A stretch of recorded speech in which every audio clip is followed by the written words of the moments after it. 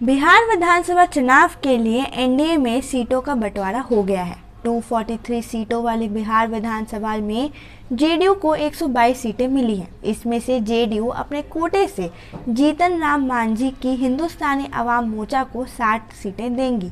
इस तरह से जेडीयू 115 सीटों पर चुनाव लड़ेगी।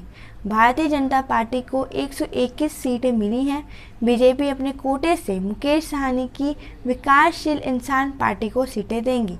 आज पटना में प्रेस कॉन्फ्रेंस के दौरान बिहार के मुख्यमंत्री नीतीश कुमार ने सीटों के बंटवारे की घोषणा की।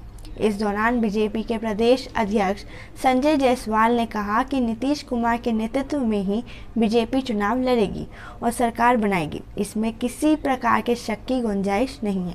इससे पहले सोमवार को बीजेपी के राष्ट्रीय अध्यक्ष जेपी नड्डा के घर पर बिहार कोर कमेटी की बैठक हुई। बीजेपी बिहार कोर कमेटी की बैठक में डिप्टी सीएम सुशील कुमार मोदी और राज्य प्रभारी भूपेंद्र सिंह यादव हिस्सा लिए थे।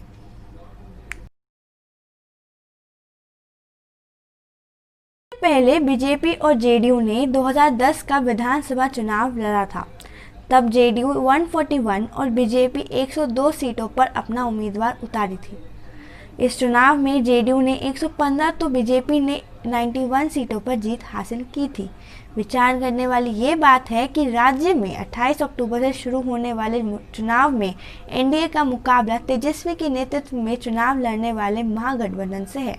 महागठबंधन की बात करें तो आरजेडी 144, कांग्रेस 70 और लेफ्ट पार्टियां 29 सीटों पर चुनाव लड़ेगी। आरजेडी, कांग्रेस, सीपीआई माले, सीपीआई, सीपीएम महागठबंधन का हिस्सा है। चुनाव से पहले तक एनडीए का हिस्सा रही एलजेपी ने अकेले लड़ने का फैसला लिया है। वो जेडीयू के खिलाफ अपना उम्मीदवार उतारेगी। एनडीए में मनचाही संख्या में सीट न मिलने के चलते चिराग पासवान ने 143 सीटों पर प्रत्याशी उतारने का फैसला किया है। एलजेपी का बीजेपी के प्रत्याशियों को समर्थन रहेगा। 2015 के विधानसभा चुनाव में महागठबंधन को भारी जीत मिली थी। 243 सीट वाली बिहार विधानसभा में महागठबंधन 178 सीटों पर जीती थी। नीतीश कुमार बिहार के नए मुख्यमंत्री चुने गए थे।